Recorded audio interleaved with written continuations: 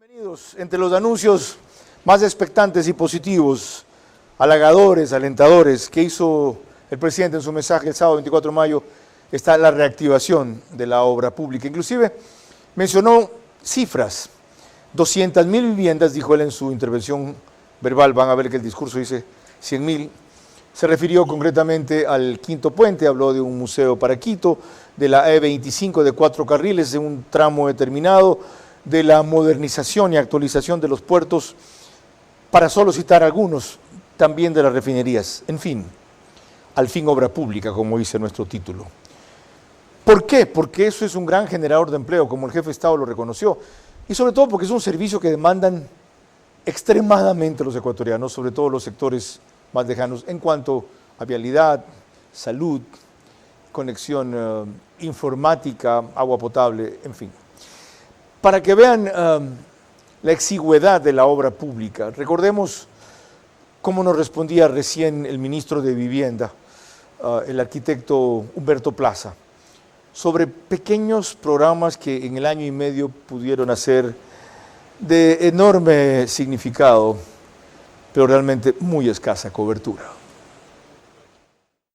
Nosotros entregamos en el mes de enero 1.150 viviendas, y esto además de títulos de propiedad. Nosotros hemos, en este gobierno corto, hemos terminado muchísimos proyectos que fueron iniciados en gobiernos anteriores, y sobre todo hemos revivido proyectos que estuvieron detenidos y que fueron firmados desde la época del presidente Lenín Moreno. Nosotros hemos hecho realmente un esfuerzo para entregar, por decirle a usted, el último proyecto importante que se llama Sueño Guayaquileño, 668 casas. Es mucho más fácil hacer un hijo que revivir un muerto. Usted estimó que entre soluciones de vivienda, casas nuevas, etcétera, terminarían entregando, entre comillas, como usan la palabra entregando, más o menos 8.000 viviendas. ¿Esa fue la meta y cuán cerca están? Muy cerca. Yo creo que estamos pegándole, porque con todos los proyectos que hemos nosotros terminado, proyectos que a veces faltaba la entrega final legal, la escrituración, problemas que hacen que no tengan servicios básicos, que las personas no tengan las escrituras, proyectos que quedaron a medias, a 3/4, recién iniciados, etcétera. Nosotros sí cumplimos ese número. Vera a su manera llega gracias al auspicio de Clase Business, donde cada persona es un mundo. La entrega del sistema Go, un sistema innovador que va a controlar las entradas de los residentes y de sus visitas. Nuestro objetivo es promover el uso de gas natural como combustible, principalmente en la industria y sector camaronero del país, reduciendo costos y emisiones de CO2. Pacific Terminal. 1.000 viviendas, habló el ministro Humberto Plaza. 200.000 soluciones de vivienda, ya van a verlo, habló el presidente de la República. ¿De dónde? Bueno, va a responder esa pregunta Alberto Acosta Burneo. Consultaremos con Caridad Vela, de la revista Clave, cercana al sector inmobiliario. En el estudio tenemos a un constructor, el arquitecto José Luis Valero, al exministro de Transporte, Darío Herrera, y al actual ministro Roberto Luque, vía telefónica, que es lo único que alcanza a respondernos. Le pediremos al menos 3 definiciones claves sobre, al fin, obra pública. ¿Cómo? Yo solamente te pediría eso, controlar las pasiones. Por lo demás, tú nunca te fuiste, porque tu puesto como entrevistador, el mejor entrevistador de la televisión, quedó vacío, y finalmente has regresado a tu cauce, porque el brillo vuelve a su cauce. Este es Vera a su su manera. Un comunicador que desde 1975 ha sacudido la televisión con formatos y estilos polémicos, sin ocultar sus simpatías ni jactarse de objetividad, pues el periodismo de opinión siempre asume una posición. Bienvenidos a coincidir o discrepar con Vera a su manera. Opinión con propósito. Democracia.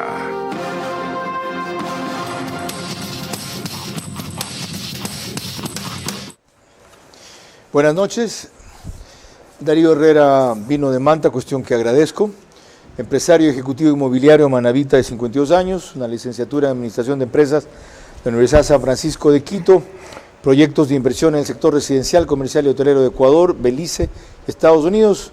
Fue ministro de Transportes y Obras Públicas de Guillermo Lasso.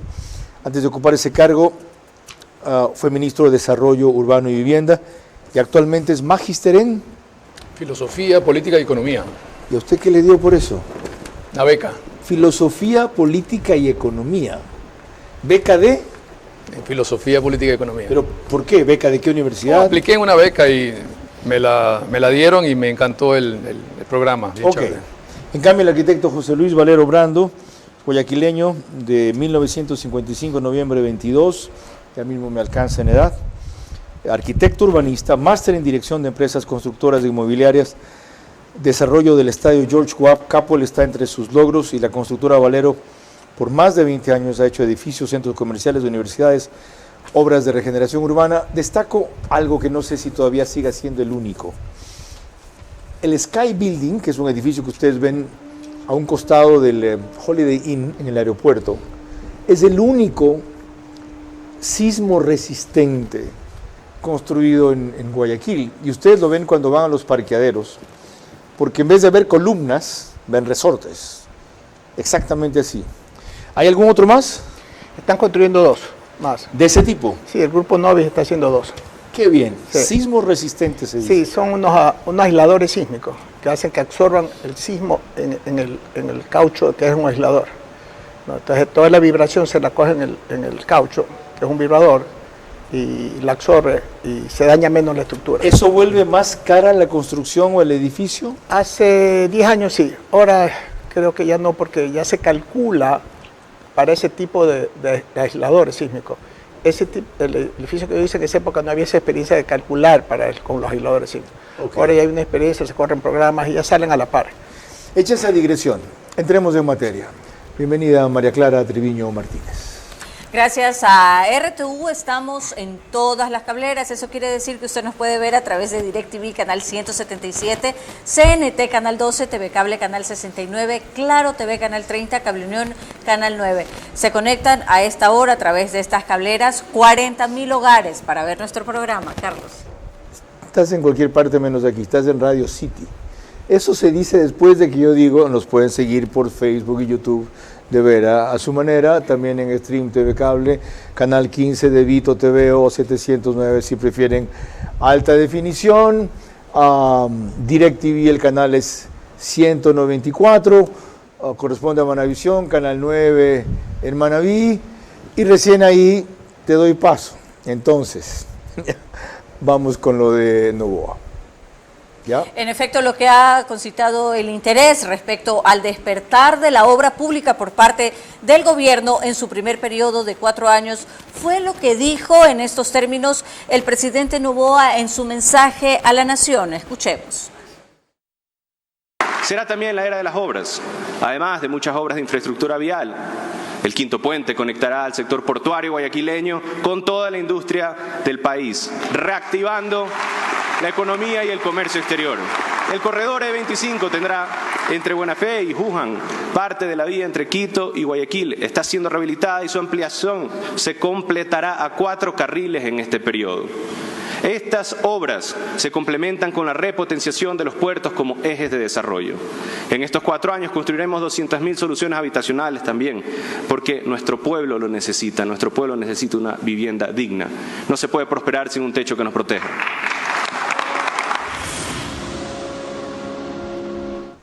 Eso solo para resumir algunas de las obras. Habló de la torre oncológica, el Hospital Eugenio Espejo de Quito, por ejemplo, y luego pasó lo de diversificar la matriz energética. Miren, les hago notar lo que destaqué al principio. El discurso en su texto habla de 100.000 soluciones habitacionales. Acaban de escuchar que el presidente dijo 200.000. Me quedo con la versión de él, seguramente modificó el discurso visto eso.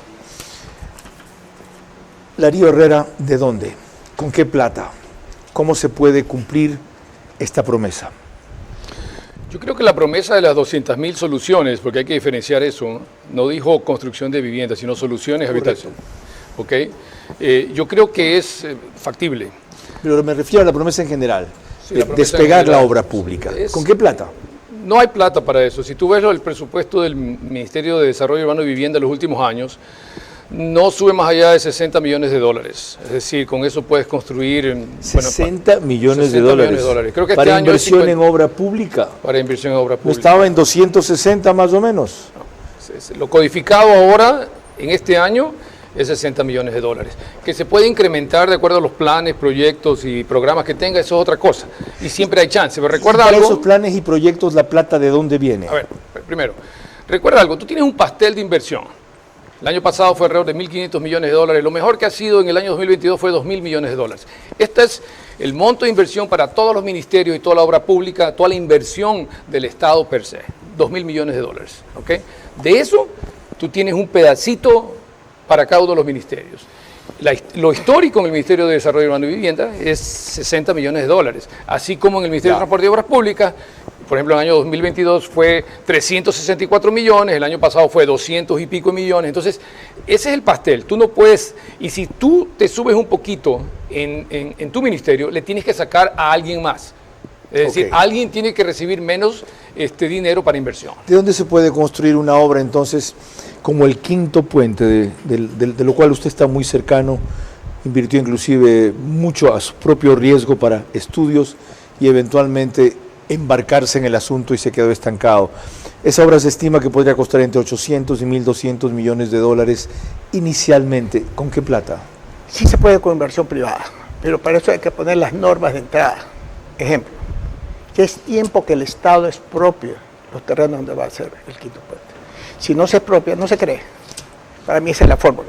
La expropiación de eso puede ser alrededor de 25 millones de dólares, que para el presupuesto del Estado 25 millones no es mucho. ¿Y no es eso lo que está haciendo con la prefectura al darle a Marcela Guiñaga los accesos? Le dio 100 millones de dólares en no sé qué tiempo para que haga los accesos. Sí. Entonces se duraron 1 o 2 años, porque tengo entendido que los flujos estaban atrasados. Pero bueno, sí, pero se está intentando.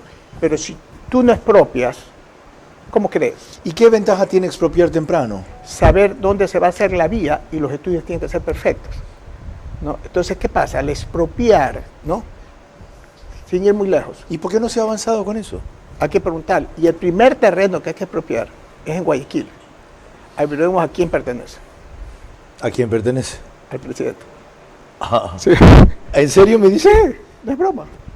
Pero capaz no lo sabe, porque a veces uno tiene propiedad. ¿Es de ellos esa zona? Claro, sí. Pero no. En Guayaquil. Guayaquil, para que llegue el puente solamente hay un terreno libre. Tú conoces la Hospital del Sur, sí, la que construyeron los chinos, Chinacán. Junto a 200 metros hay un solo terreno por donde puede pasar el puente. ¿Y eso de la familia Novoa? De la familia Novoa. Tiene que autoexpropiarse y vale la pena que lo haga ya. ¿Sí? Porque si no, no creemos. O sea, no es que estoy en contra, estoy a favor que se haga y entonces con favor del presidente. Lo que pasa es que si no se expropia, no se cree. Hay un problema bien complicado. ¿Quién determina el valor del metro cuadrado para expropiación? Facilito, vas cuánto pagas en catastro. Y es al que diga el municipio. El municipio 110%, 105% y se acabó. Y se expropia todo con eso ahí y se da el problema. Si alguien quiere demanda, se pone la plata en un juzgado y se van a demanda. Sí, pero así de fácil. Ya lo calculé, no pase de 25 millones toda la carretera, los 42 kilómetros, incluido la... Ok, volviendo a la otra gran obra pública que anunció Darío Herrera, habló de la E25 en el tramo entre Buena Fe y Juján, que está siendo rehabilitada y en parte se completará con 4 carriles en este periodo. ¿Eso cuánto más o menos puede demandar? Alrededor de unos 100, 120 millones de dólares. Pero más allá de eso, yo aplaudo, y creo, el mensaje del presidente de la República cuando abre el mensaje, es claro, ¿no? Vamos a traer inversión extranjera. Y dijo pública y privada. Porque quiero regresar un poco a lo del quinto puente. El hecho de que hayan firmado el contrato para terminar los estudios con la CCC, con la Canadian Commercial Corporation, es muy importante porque van atrás, aquí lo que está de fondo es ese respaldo del gobierno de Canadá para buscar un financiamiento que pueda ser gobierno a gobierno para una obra tan importante y tan complicada como el Quinto Puente. Bueno, a eso vamos a ver si se refiere más adelante el ministro de Transporte cuando nos conectemos con él. Antes, algo adicional, María Clara.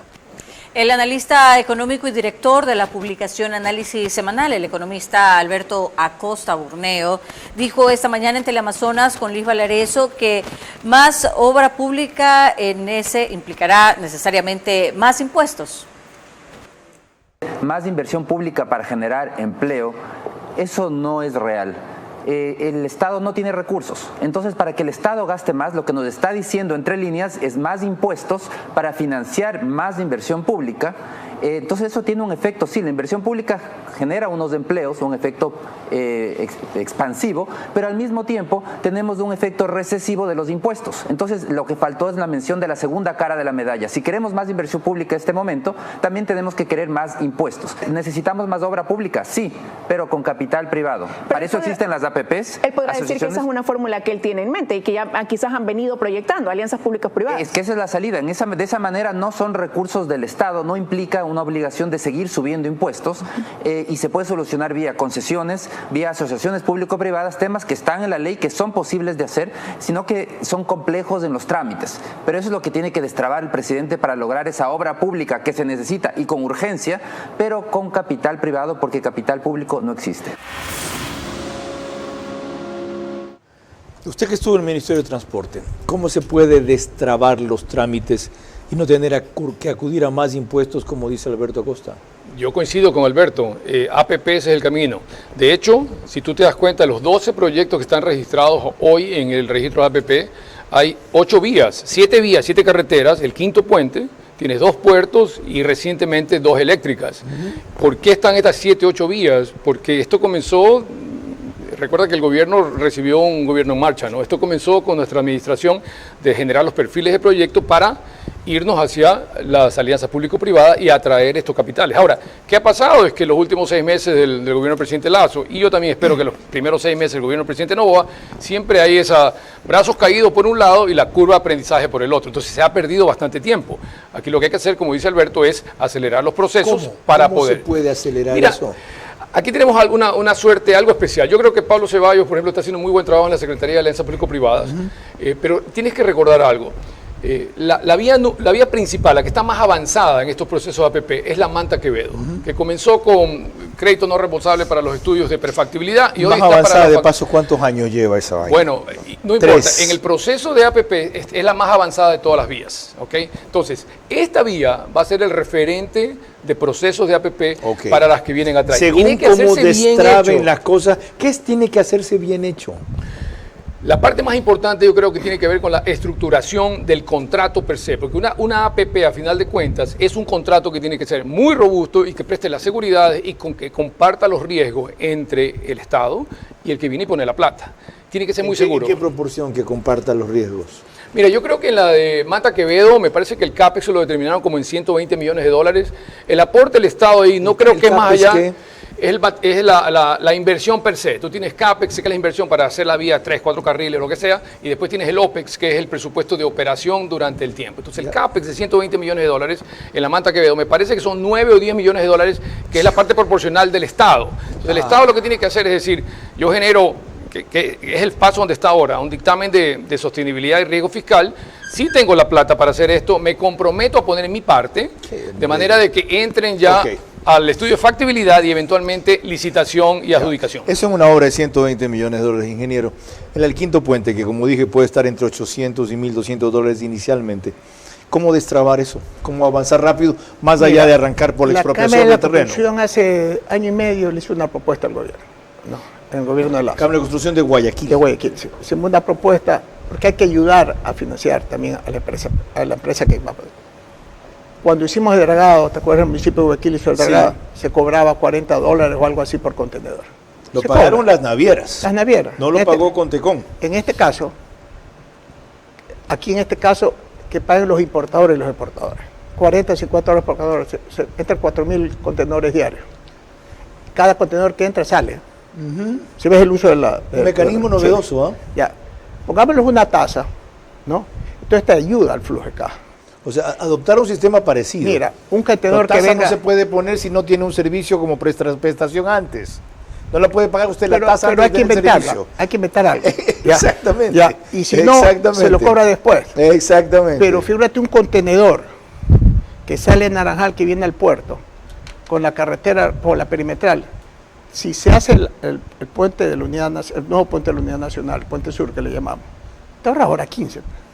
Hora 15 en recuperación de fuerza de trabajo, ¿cuánto es? Eso. Que por la mente los flujos de los inversionistas no lo ponen, porque ya es un flujo del pueblo. Mantenimiento no de vehículos, contaminación, gasolina, demoras, enfermedades, seguridad, atropellos. Exactamente. Esos 42 kilómetros, esa infraestructura que se hace, ¿cómo van a ganar esas propiedades, esas camioneras que están ahí? Plusvalía. En su transporte, plusvalía. Correcto. Es lo que genera riqueza. ¿Sí? Se nota que usted estuvo metido en el proyecto. No, sí lo estudié bastante. La cantidad de IVA y la cantidad de veces que da la plata durante se construye, que sigue pagando impuestos. Paga impuestos el trabajador, paga impuestos el hotelero, paga impuestos... Bueno, volveremos a eso en breve. María Clara. Cuando volvamos en el siguiente bloque, el ministro de Transporte responde varias inquietudes a Carlos Vera. La obra pública es sin duda una gran generadora de empleo cuando se comparte, delega o concesiona a la empresa privada. El esquema vigente ya permite grandes avances si hay voluntad política y se aísla a los saboteadores internos. Por allí urge comenzar ya.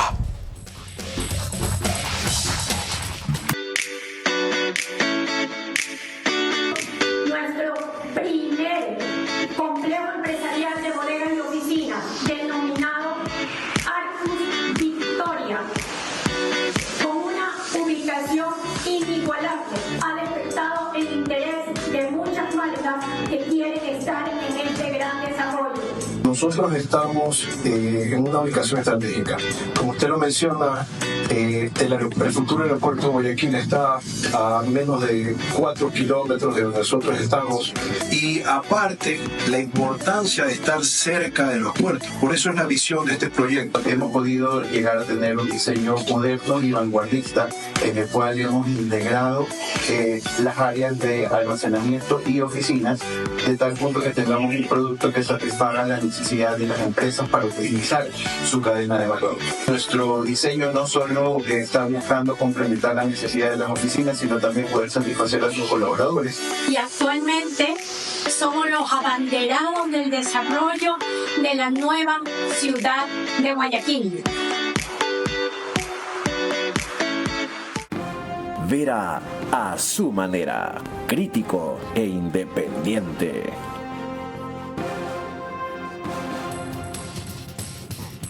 Les recuerdo que nos pueden seguir por OnePlus, Canal 14 para el reprise, pero mañana 6 de la mañana, un horario más cómodo para muchos de ustedes. El mismo número, 14 en las 3 cableras que lo reproducen. Extreme TV Cable, CNT, Claro TV. En Zapping somos Canal 41. El periódico digital Ecuador en Vivo saca un resumen en su página principal y portal de noticias. Apenas concluimos. Señor Ministro de Transporte, Roberto Luque, buenas noches. Gracias por estos pocos minutos para absorber, aunque sea solo por audio, estas inquietudes. Yo comprendo que su agenda en este momento esté congestionada, pero me resultan vital ciertas aclaraciones o ampliaciones sobre obra pública. Principalmente, ¿de dónde saldrán los recursos para eso? Hola Carlos, buenas noches, un gusto estar en tu programa respondiendo 3 preguntas esenciales sobre el tema de obra pública en el contexto del discurso del presidente Noboa el día sábado 24 de mayo en su posesión. Primero, sobre la obra que dijo que tú dices que no se pudo hacer en el primer año y medio. Yo siempre recuerdo que antes de ponerse los zapatos uno se tiene que poner las medias, y antes de ejecutar la obra necesitábamos hacer pasos esenciales que no se habían hecho por mucho tiempo y que de hecho constituían el talón de Aquiles de las licitaciones pasadas en el proyecto del Quinto Puente. Actualizamos los estudios y diseños totalmente, actualizamos el estudio de tráfico, eso permitió saber que se necesita un aporte estatal y producto de ese aporte estatal se empezó con la Prefectura del Guayas la construcción de los tramos 4 y 5, las vías de acceso al Quinto Puente, con una inversión de 120 millones de dólares. ¿De dónde vamos a sacar el resto de los recursos? En parte estamos planeando hacer con aporte estatal ya directamente más de esta obra, porque es una obra grande, pero adicionalmente ya firmamos un memorando de entendimiento con la CCC y con la Embajada de Canadá para poder estructurar financieramente el proyecto, de tal manera que se pueda, en el tramo importante, en el tramo del puente, contar con una alianza público-privada. Esto quiere decir que el privado viene a invertir y con algún peaje y con un retorno se puede recuperar su inversión. Ok, sobre la obra pública, en general ya hubo dos menciones, la E25 que aquí hemos citado un rato y el Quinto Puente al cual usted felizmente se acaba de referir. Pero a cortísimo plazo, dadas las circunstancias en que por el invierno ha quedado la vialidad especialmente, tengo la sensación de que se requiere un plan de crisis, un plan urgente. ¿Qué tiene previsto para los próximos 3 meses? Primero que nada, te tengo que decir un poco lo que se hizo en el plan preventivo pre-emergencia. En el plan preventivo tuvimos la adquisición de puentes Baylis y un presupuesto considerable en el tema del plan de conservación vial, en donde se puede hacer mantenimiento de infraestructura hidráulica para evitar que ciertas cosas pasen. Ahora, en temas de taludes que se han venido abajo en las vías, en las diferentes vías, Loja, El Oro, etcétera, una de las cosas que hicimos es contratos de emergencia de alquiler de maquinarias para que puedan, en adición a las maquinarias propias del Ministerio de Transporte y Obras Públicas, suplir en cantidad y en redundancia maquinarias a lo largo de la red vial estatal en las zonas de emergencia y poder estar limpiando. Ahora nos corresponde un inventario que lo tenemos y poder restablecer eso, pero lo que no se ha hecho en mucho tiempo es el mantenimiento de estas vías. Entonces tenemos diferentes tipologías de fallas que los estamos mapeando para poder intervenir en las vías que han resultado más críticamente afectadas por este invierno. Una cuestión más, una última cuestión realmente, sobre lo que puede resultar la obra emblemática de este gobierno, de la cual se viene hablando 3 o 4 años atrás, el Quinto Puente, que como mencionábamos aquí, puede estar inicialmente entre 800 y 1.200 millones de dólares como inversión. ¿Cuán viable es cuando ustedes en principio han compartido esa responsabilidad con la prefectura? Entiendo que le han asignado cerca de 130 millones de dólares para los accesos, pero resulta que la prefecta se ha vuelto, si no en una enemiga, una conspiradora de ustedes. Como tú bien indicas, es una prioridad del gobierno del presidente Noboa. Fue una propuesta de campaña en su primera campaña presidencial. Y eso incluso llevó a una pugna política con el gobierno anterior, quien en sus últimos días de gobierno delegó el Quinto Puente al municipio de Guayaquil, y nuestra respuesta siempre ha sido, y es la misma que te doy ahora en el contexto de la pregunta de la Prefectura del Guayas, que independiente de cualquier tema político, no vamos a frenar de hacer una obra que es prioritaria para el país. Ni siquiera es una obra prioritaria para Guayaquil o para Guayas, sino para todo el país y para la industria de todas las provincias que exportan sus bienes, sus productos a través de los puertos de Guayaquil o importan materia prima a través de dichos puertos. En ese sentido, lo que nosotros hicimos con la Prefectura del Guayas es adelantar los tramos 4 y 5, que son las vías de acceso al Quinto Puente, con una inversión de 120 millones de dólares, porque resultaba más rápido hacerlo, porque nos resulta menor la inversión inicial del proyecto de alianza público-privada, haciendo más viable al proyecto. Y no descartamos hacer más aportes estatales como obra pública tradicional, ya como gobierno propiamente dicho, ¿no? Gracias, ingeniero Roberto Luque. Si le es posible, esperamos que nos acompañe el jueves para este y otros puntos claves de un tema nuevo que anunció el jefe de Estado, reactivación de la obra pública. De lo que hemos hablado aquí, Darío Herrera, yo entiendo que con el esquema jurídico actual, si se salvan los obstáculos, se ubican a los saboteadores y se agilitan los trámites, no se requiere por ahora ninguna reforma legal para hacer posible este complemento de asociación pública-privada. Bueno, la ley la expidieron el año pasado, fue propuesta por el presidente Noboa, fue aprobada en la Asamblea, ya hay un reglamento, ya están muy avanzados los procesos. Hay una carretera, como te dije, la Manta Quevedo, que es como que el referente, sale esa y salen el resto por añadidura. Es crucial. Es crucial, y aquí Sí. lo importante va a ser lo siguiente. Y no la quieren hacer para joder a Manta, porque eso es lo que le daría mucha más vitalidad. No hay regionalismo en este país. Eso le daría mucho más vitalidad al puerto. Se hizo en conjunto la PIFO lleva esa con el mismo crédito no reembolsable del Banco Mundial. Entonces estas dos son las más adelantadas. No tiene nada que ver con el puerto igual. Eran las dos que estaban más adelantadas. ¿Dónde cree que sale la carga que viene al puerto? Bueno, pero ¿Por está qué cree bien. que es un puerto que solo trae carros? Está bien, yo sé el potencial que tiene la Manta y Quevedo. cuando le dieron eso a la, ¿cómo se llamaba? La Hutchinson, la promesa que hubo de Correa fue hacer una autopista de 4 carriles Manta-Guayaquil. Bullshit. Por lo menos un tercio del banano de los ríos, un tercio del banano del país podría salir a través del puerto de Manta con esa carretera. Imagínate lo que puede suceder. Mandaría los ríos y el oro banano a Manta en vez de Guayaquil. 200 kilómetros en línea recta. Es lógico, Ok. ¿no? Ahora, lo otro. Como ve, el quinto puente lo tienen entre ceja y ceja. Perfecto. Ok. ¿Qué fue lo que lo hizo desistir a usted de esa iniciativa? 4 años de burocracia, de escritorio en escritorio, pasó por 60 escritorios y se 4 quedó años, en ingeniero, el escritorio de un arquitecto. ministro, Richard Martínez, que no lo aprobó. El Estado no tenía que poner ni una plata, ¿no? Y se quedó en el escritorio de él, hasta que el Ministerio de Obras Públicas desertó de él, después de tanto. ¿Y cuáles eran las objeciones que se le solían poner? Hasta ahora desconozco. Siempre era un motivo, en cada escritorio eran 2 meses, había que ir a hablar constantemente a Quito. Entonces, para mí la público-privada ahorita es importante porque ya no te demora 2 años y medio, te puede durar 6 meses y vas rápido. ¿Sí? ¿Ya? No, entonces, lo que hay que provocar, porque una empresa que quiere invertir no puede tener una oficina en el Ecuador con un poco de ingenieros haciendo estudios durante 2 años y medio gastando plata, 30, 50 mil, 70 mil dólares mensuales, no, porque te agota. Después de 2 años gastaste 2 millones de dólares y te fuiste. ¿Sí? Así es. Te agota. Invertir en el Ecuador agota. Con este nuevo reglamento es más fácil, pero hay que disminuirlo más. O sea, no puede pasar por tanto escritorio. Directo al ministro y se acabó. ¿Cómo Y se los puede informantes. disminuirlo más? ¿Cambiando el reglamento o simplemente estando atrás? Estando atrás. Porque el ojo del amo engorda a Poner caballo. un Hitler atrás, como dice vulgarmente. Ok. Alguien con un palo. Así de claro hay que hablar. María Clara. Cuando volvamos en el siguiente bloque, comentarios de 2 personas vinculadas a la actividad económica. Una, la del ingeniero Henry Yandún, y otro, el economista Guillermo Landázuri, quienes tiempo atrás hicieron notar lo que es indispensable y que debe cumplirse para que el sector privado se involucre. La obra pública es sin duda una gran generadora de empleo cuando se comparte, delega o concesiona a la empresa privada. El esquema vigente ya permite grandes avances si hay voluntad política y se aísla a los saboteadores internos. Por allí surge, o mejor dicho, por allí urge comenzar ya. Bienvenido a nuestra clase Business, donde cada persona es un mundo y donde cada uno decide cómo disfrutar su experiencia a bordo. Porque algunos necesitamos estar siempre conectados. Y otros preferimos desconectar y olvidarnos del mundo.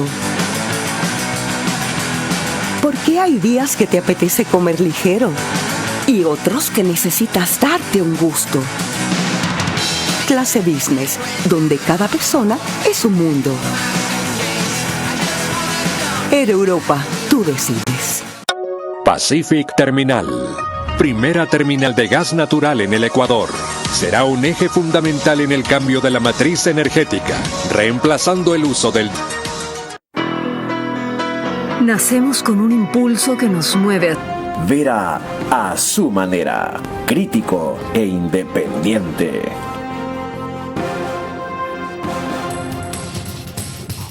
Estamos de regreso y les recordamos que la aplicación en Estados Unidos, Macro Digital Televisión, usted la puede ver a través de Roku y Pluto TV. En España la puede ver a través de Hispasat en el canal 21. Se conecta en entre 12 y 15 mil hogares para ver nuestro programa. Y con un reprise en New York a las 7 de la mañana, en Ecuador a las 8 y en España a las 2 de la tarde. Ahora volviendo al tema de la noche, el ingeniero Henry Yandún de la organización Constructores Positivos ha sido siempre entusiasta respecto a la posibilidad de inversión pública del Estado, pero muy inconforme por los términos en que finalmente se concretó. Cuando una de las cosas que ustedes insistían es que se cambie el sistema de la devolución del IVA y que no se ponga un límite al costo de vivienda. ¿Esto se puede conseguir una modificación? Nosotros lo que vamos a pedir, mañana justo tenemos la reunión con el CRI, es una rectificación a la escritura del acuerdo, porque por ejemplo dice que para viviendas de hasta 105,000 se devolverá 7% y no dice qué pasa con las viviendas de mayor valor. Ese es un tema que tienen que rectificar porque está mal escrito, creemos nosotros. No solo mal escrito, no solo mal escrito, eso es ilegal, sí. Eso es contrario a lo que fue la disposición del presidente. El presidente no le puso límite al costo de la vivienda cuando dijo esto. No dijo, esto será limitado o se establecerán las categorías o los peldaños, nada. O sea, el SRI está incumpliendo arbitrariamente una disposición de su jefe. ¿Es así o no?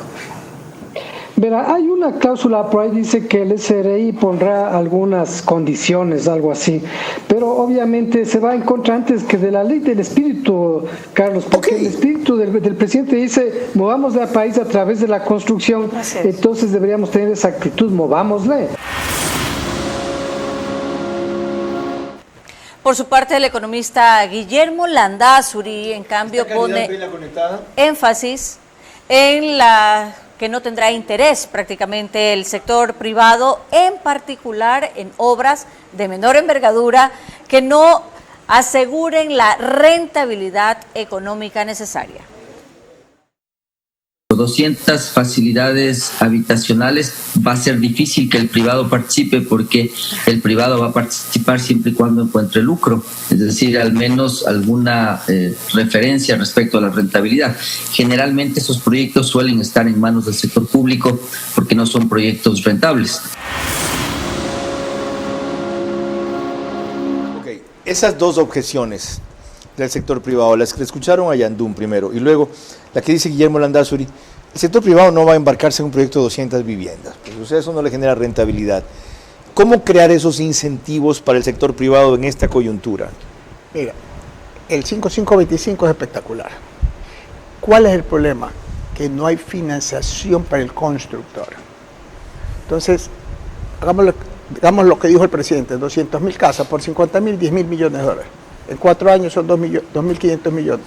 Para los bonos no hay problema. Esos 2.500 millones te botan 250 millones o 300 en IVAs. No el 15%, el 5%. O sea que el Estado recupera la plata en IVAs para dar los bonos. Perfecto. Está bien calculado, me parece espectacular. Pero la financiación al constructor. 2. Queremos meternos en el negocio. Un trámite en el municipio demora 1 año. Tenemos que crear alguna ley donde podemos dar una garantía al municipio mientras hacemos los permisos y entrar a construir. ¿Sí ves? Okay. Tenemos que llegar a un punto de equilibrio. Para tener punto de equilibrio hay que tener permiso municipal. Entonces, para que se desarrolle lo que quiere el presidente con buena fe, hay que esperar todavía 1 año. Por el otro lado, que usted estuvo liderando, el Ministerio de Transporte, y con la vertiente de haber vuelto al sector privado y estar promoviendo una serie de inversiones y canalizando capitales para acá, entre otros con Corea del Sur. ¿Qué siente que falta en la estructura actual, a pesar de todo lo que se dice que se quiere y de que hay voluntad política y que vamos, dale, ¿dónde están los cuellos de botella? Pepe lo ve como constructor, él dice, falta el financiamiento del constructor. En primer lugar, el financiamiento del 5525, este fideicomiso tiene que ser rellenado.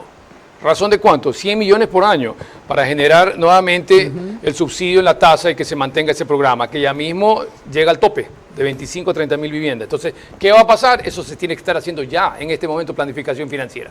Ahora, por el lado del constructor, yo no me endeudaría si, por ejemplo, el sujeto de crédito que voy a tener enfrente no tiene trabajo. La vivienda es un poco más integral, tenemos que irnos un poco más allá. Si 2 de cada 3 personas, o 2 de cada 5, como hablábamos con Pepe hace un rato, no tiene trabajo formal y no es sujeto de crédito, así exista el crédito, no va a acceder por una vivienda. A la vez, en esas condiciones, los inversionistas que usted atrae, quiere traer y representa, ¿por qué quieren venir a un país como este en esas condiciones? Ellos ven algo más que nosotros no estamos viendo todavía y que yo creo que es una grandísima oportunidad para el presidente Noboa, ahora que tiene una coyuntura favorable en la Asamblea Nacional. Por ejemplo, entrar en esquemas de leasing inmobiliario, arrendamiento con opción a compra, como se hace en otros países, y con soluciones habitacionales que son diferentes a las que pensamos nosotros que eran las de nuestros papás o las de nuestros abuelos. Carlos, el 30 o 40% de las familias ecuatorianas eran las familias tradicionales, papá, mamá, 3 hijos. Eso ya pasó. Correcto. Hoy tenemos diferentes tipos de familias. Inmobiliario. Diferentes. Lo que el Estado tiene que buscar es el rol que tiene que jugar. Formidable. Nosotros estamos pensando en que el Estado es el constructor. No, el Estado lo que tiene que hacer es garantizar y permitir el acceso a vivienda o a una solución que me permita a mí tener un hábitat seguro. Está claro. Y ahí se abre el abanico. Fascinante. Y le digo esto a muchos invitados que vienen para quienes el tiempo se queda corto siempre. Sí. Pero la brevedad del tiempo y lo que parece superficialidad del tratamiento hace que lo poco que tratemos penetre bien. No se olviden que estamos en una hora que no es cómoda para mucha gente y que sin embargo las cápsulas que hacemos del programa a veces dicen más que el programa mismo, así como distorsionan lo completo que ustedes dijeron. Aclaración necesaria. María Clara. Cuando volvamos en el siguiente bloque, la opinión vía Zoom, en este caso de Caridad Vela, exsecretaria de Información en el gobierno de Lenín Moreno y profesional vinculada por más de 10 años a la construcción. La obra pública es sin duda una gran generadora de empleo cuando se comparte, delega o concesiona a la empresa privada. El esquema vigente ya permite grandes avances si hay voluntad política y se aísla a los saboteadores internos. Por allí urge comenzar ya.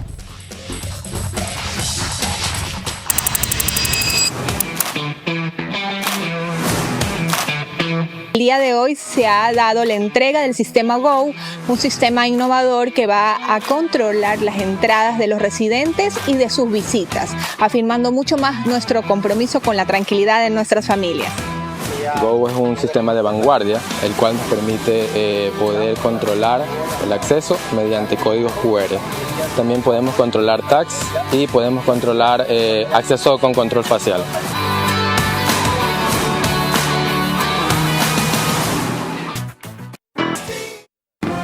Vera a su manera, crítico e independiente.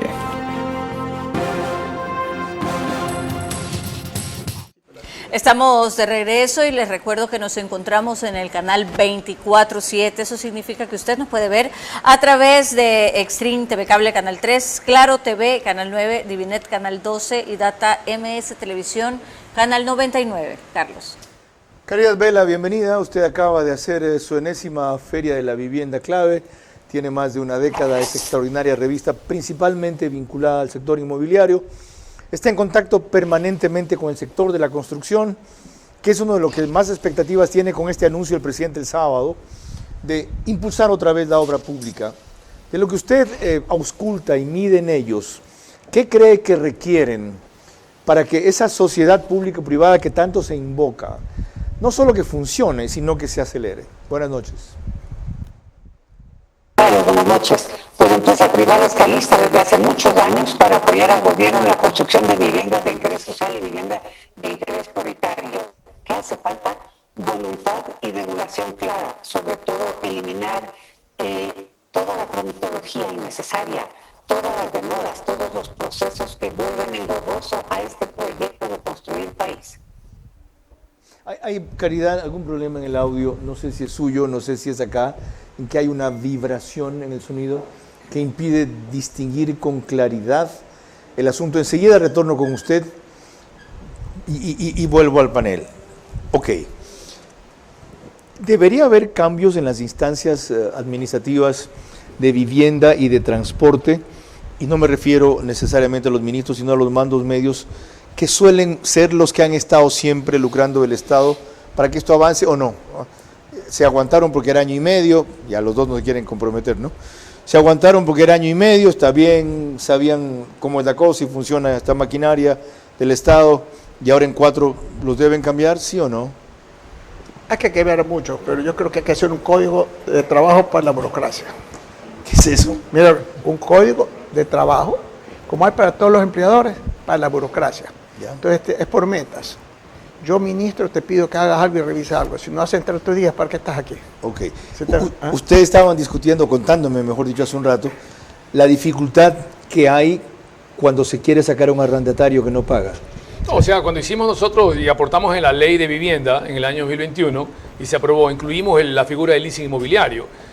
Pero la bancada izquierdista lo que no quiso fue que incluyamos un paso abreviado para poder sacar a una persona que no pague su arriendo, por ejemplo, 3 meses.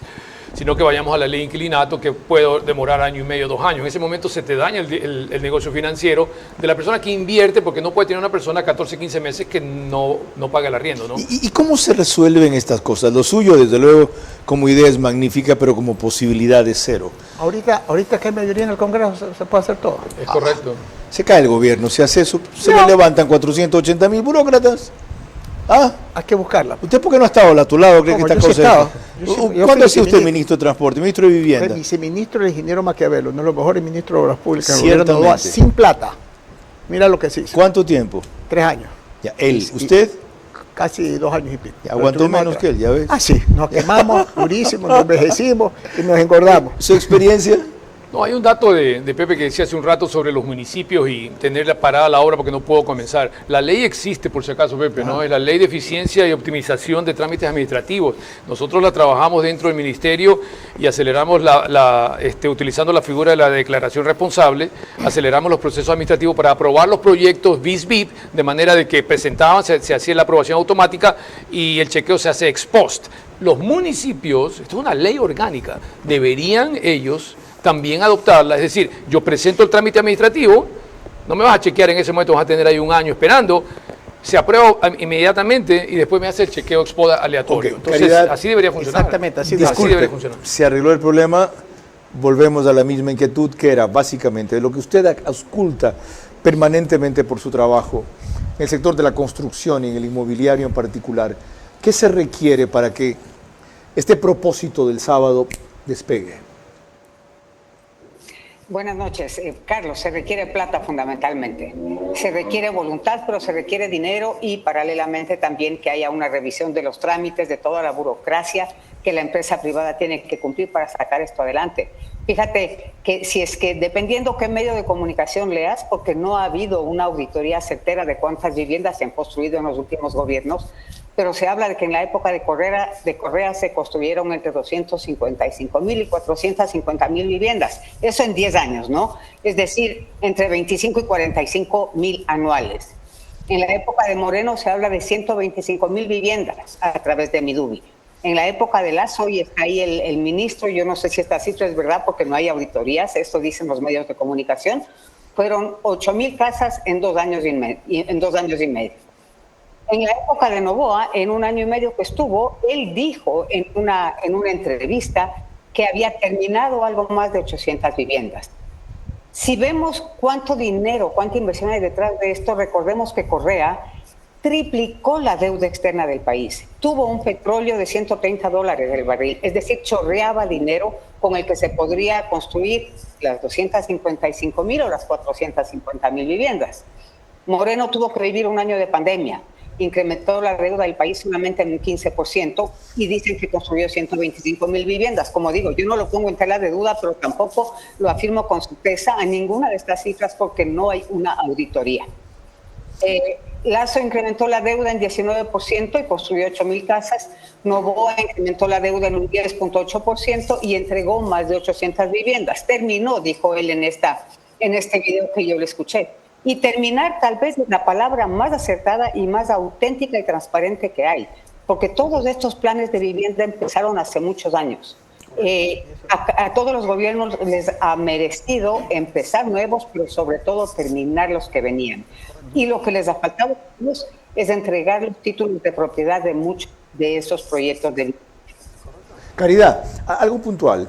Si se habla, y usted habla, empezó diciendo que no hay plata, ¿cómo explicar el boom de la construcción que hay en Quito, que también hay en Guayaquil, ciertamente privados, de proyectos de alguna envergadura, principalmente condominios, departamentos, suites, centros comerciales que fácilmente van de 40 a 120 millones de dólares? Entonces, ¿por qué se habla de que no hay plata? Si lo que no hay es, al parecer, voluntad de ese sector privado de trabajar con el Estado. Por el contrario, Carlos, hace aproximadamente 1 año, en junio del año pasado, los bancos que participan en el Plan 525.5, que lleva 3 presidentes ya ejecutándose, enviaron una carta al ministro de Vivienda en la que les solicitaban una decisión urgente en cuanto al refondeo del fideicomiso que permite que los bancos privados subvencionen la tasa para conceder créditos al 4.88% a 25 años plazo. Ese fideicomiso solamente tiene fondos que durarán hasta diciembre de este año. La carta enviada al Ministerio de Vivienda hasta la semana pasada que verifiqué no había sido respondida. Y eso limita a los constructores a arrancar nuevos proyectos de BIP y de BIS. ¿Por qué? Porque comprar el terreno, hacer la tramitología, empezar a construir, que es lo que les permite empezar a vender, les toma aproximadamente 18 a 24 meses. Si es que no hay una seguridad de que los potenciales compradores van a poder comprar esas viviendas con el 4.88% de interés, ningún empresario privado se va a aventurar a construir el proyecto, porque ese segmento de la sociedad, esos quintiles más vulnerables de la sociedad, no tienen la capacidad para pagar una tasa del 7, 8 o hasta el 10%. Mil gracias, Caridad Vela. Cuando invitemos al ministro de Vivienda, la comprometo para que pueda estar en el estudio. A propósito de Humberto Plaza, remitió estos gráficos sobre lo que, según su información, obtuvo financiamiento inicial por parte de capitales en Emiratos Árabes. Urban Housing and Agenda of Ecuador, dice la presentación que llevó hecha allá el proyecto. The housing deficit in Ecuador is enormous. El déficit de vivienda en Ecuador es enorme. Cuantitativamente 14%, sí, cualitativamente 31%. Este es el tipo de casa que estarían dispuestos a firmar los árabes, y yo le pregunté sobre qué base, y aquí el concepto dice, es mucho más sabio usar la experiencia financiera y medios de este tipo de empresarios locales con el gobierno nacional que se activa en la compra de terrenos. Si mi traducción no es equivocada. María Clara. Cuando volvamos ya al final de nuestro programa, mis preguntas para nuestros invitados centrales, sus últimas reflexiones y el comentario de Carlos Vera. La obra pública es sin duda una gran generadora de empleo cuando se comparte, delega o concesiona a la empresa privada. El esquema vigente ya permite grandes avances si hay voluntad política y se aísla a los saboteadores internos. Por allí urge comenzar ahora. Pacific Terminal, primera terminal de gas natural en el Ecuador, será un eje fundamental en el cambio de la matriz energética, reemplazando el uso del diésel y fuel oil. Nuestro objetivo es promover el uso de gas natural como combustible, principalmente en la industria y sector camaronero del país, reduciendo costos y emisiones de CO2. Pacific Terminal. Bienvenido a nuestra clase business, donde cada persona es un mundo y donde cada uno decide cómo disfrutar su experiencia a bordo. Porque algunos necesitamos estar siempre conectados y otros preferimos desconectar y olvidarnos del mundo. Porque hay días que te apetece comer ligero y otros que necesitas darte un gusto. Clase Business, donde cada persona... Para nuestros invitados centrales, recordándoles que deben de ser respondidas en términos de sí o no. Las primeras preguntas para el exministro Darío Herrera. Número 1. ¿Se desperdiciaron financiamientos y proyectos que usted dejó encaminados al asumir otro ministro en el gobierno de Lasso y otro más en el gobierno de Noboa, sí o no? No. La segunda. ¿Se generaron expectativas exageradas cuando usted fue ministro de Transporte, como por ejemplo el financiamiento que podría obtener de Corea del Sur a la autopista Quito-Guayaquil, sí o no? No. La tercera y última. ¿Son la cantidad de trámites y la cantidad de burócratas estatistas los principales obstáculos para que la obra pública se conjugue bien con el sector privado en el gobierno, sí o no? Sí. Muchísimas gracias. Ahora las preguntas para el arquitecto Luis Valero. La primera para usted. ¿Estuvo usted particularmente interesado en la construcción del quinto puente e incluso llegó a gastar algunos millones en los estudios? La pregunta sería, ¿participaría otra vez en una licitación si esta es transparente, sí o no? Sí. La segunda.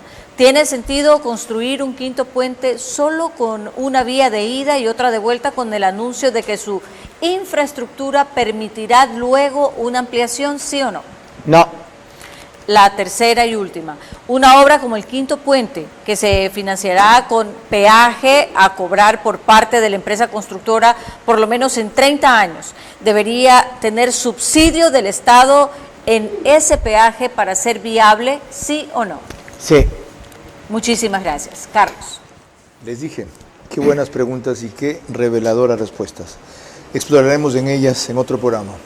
Gracias a Roberto Luque, ministro de Transporte, a Caridad Vela, empresaria y editora en Quito, a Darío Herrera, exministro de Transporte, y a José Luis Valero, constructor, por sus visiones que le darán bastantes ideas al gobierno de dónde están los nudos que le impiden avanzar al ritmo que el país requiere, y anunció el presidente el día sábado, con el esquema legal que ya existe. Pero tiene que ser sin los burócratas de mierda de siempre, que lo que saben decir es no se puede ser ministro, no se puede ser ministro, no se puede ser ministro. Ok, así de claro. Ustedes sabrán dónde ubicarlos y cómo ponerlos. Pero son el obstáculo número uno para lo que se debe hacer en 6 meses, se haga en año y medio. Hasta que los remuevan o los deleguen o lo que sea, ubíquenlos. Y vamos con paso de vencedores. María Clara. El día de mañana, como siempre, a las 22 horas los esperamos aquí para tratar temas de actualidad y trascendencia para el país. Por ahora, gracias por su gentil compañía y que pasen buenas noches. Vera a su manera llegó gracias al auspicio de Clase Business, donde cada persona es un mundo. Air Europa, tú decides. Banco Bolivariano, 45 años. Eres lo que nos mueve. Se ha dado la entrega del sistema Go, un sistema innovador que va a controlar las entradas de los residentes y de sus visitas. Nuestro objetivo es promover el uso de gas natural como combustible, principalmente en la industria y sector camaronero del país, reduciendo costos y emisiones de CO2. Pacific Terminal.